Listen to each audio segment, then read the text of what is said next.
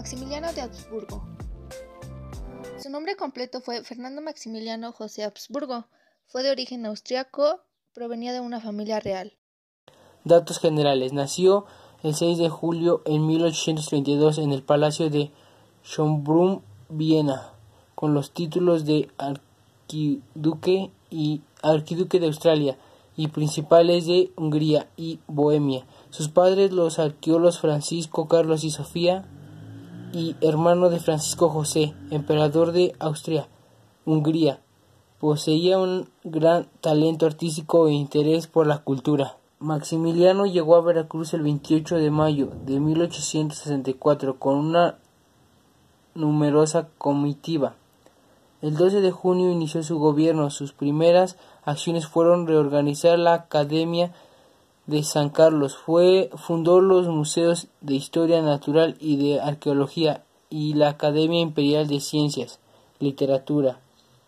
Decretó la religión católica como la oficina del imperio, pero mantuvo los principios de la reforma liberal.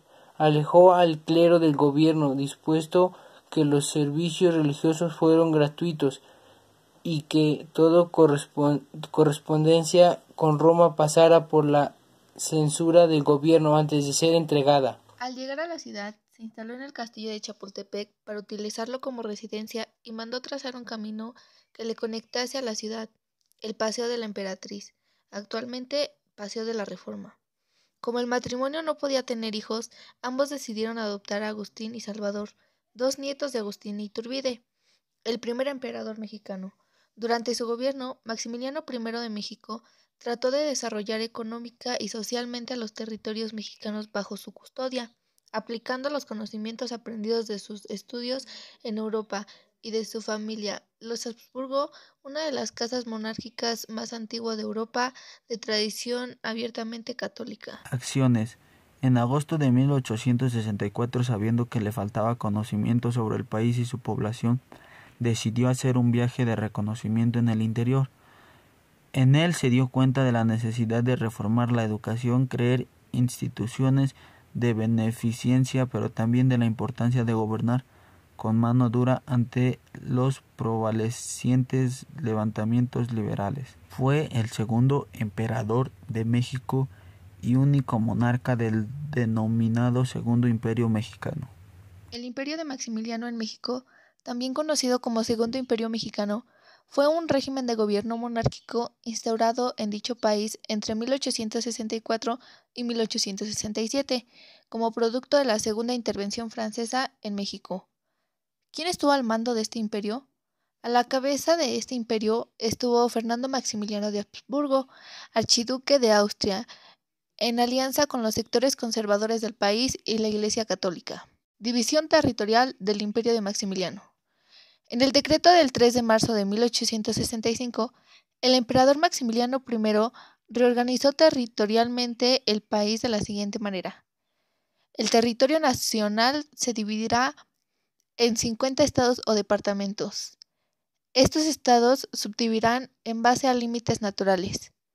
Se organizaría el territorio de manera que cada departamento contara con una relativa igualdad de recursos, elementos geográficos y elementos climáticos para garantizar cierta igualdad económica y poblacional. ¿Cómo fue la economía durante este imperio? La economía fue una de las grandes debilidades del imperio que apresuraron su caída. El imperio dependía militar y financieramente de la corona napoleónica, a punto tal que el séquito de Maximiliano llevaba contadores franceses para vigilar la administración de los dineros. Dado que no se confiaba en los mexicanos para administrar las finanzas, los emisarios extranjeros gobernaban las arcas imperiales y no lo hicieron con un empeño particular en estabilizar el trono imperial. Finalmente, la corona francesa retiraría su ayuda prometida a México y dejaría al reciente imperio sostenerse por su propia cuenta. Caída del imperio. En 1867, las fuerzas liberales de Juárez asedieron la ciudad de Querétaro, defendida por el reformado ejército conservador, bajo el comando de Mariano Escobedo. Al mismo tiempo, Ciudad de México era sitiada por las tropas de Porfirio Díaz, impidiendo el refuerzo de las tropas en Querétaro, a donde había huido el emperador hacía poco. La toma de ambas ciudades representó el fin del imperio de Maximiliano. Aspectos políticos y económicos. En el ámbito político, Maximiliano se había comprometido con Napoleón III a aplicar una política de corte liberal, así como aplicar las leyes reformistas, entre ellas la desamortización de los bienes del clero y la libertad de cultos. Los conservadores se inconforman y Maximiliano rompe sus nexos con ellos, los incluye de su corte y llama a su lado a los liberales moderados para apoyen su gobierno, entre ellos a José Fernández Ramírez, escritor e historiador, y al poeta Juan de Dios Peza. El clero replica y exige un cambio en la política, exige que continúe vigente la intolerancia religiosa, que se restablezcan las órdenes monásticas, que la enseñanza pública y privada estén bajo la tutela de la Iglesia y que la autoridad civil no tenga influencia en asuntos eclesiásticos. Maximiliano no cede ante estos requerimientos y se rompen las relaciones entre la Santa Sede y el Imperio. El 15 de octubre de 1865, Maximiliano decreta que todos los republicanos que ataquen a las fuerzas del imperio serán fusilados como forajidos, pues, según Bazaine, el gobierno de Juárez había desaparecido y ya no había causa legal que defender. Napoleón III empieza a ser presionado por los graves incidentes que se producen en Europa y que ponen en peligro la seguridad de Francia. En su frontera con el Rin, Rusia es una verdadera amenaza, ya que en 1866 derrota a Austria en la batalla de Sadowa, y así el poderío prusiano se deja sentir en el mapa europeo y en que América, los Estados Unidos empiezan a amagar al imperio. Napoleón III no tiene alternativa y decide retirar a sus ejércitos de suelo mexicano. Tras un juicio en ausencia celebrado en el Teatro Municipal por un coronel y 6 capitanes, sin derecho a apelaciones y con base en un interrogatorio que en su mayor parte el emperador se negó a contestar, se le condenó a muerte. Murió fusilado en el Cerro de las Campanas de la ciudad de Querétaro el 19 de junio de 1867. Sucesos importantes. Entre los hechos importantes destacan los problemas de Maximiliano con los conservadores y el final de la Guerra de Secesión en Estados Unidos y su postura ante la intervención y el imperio.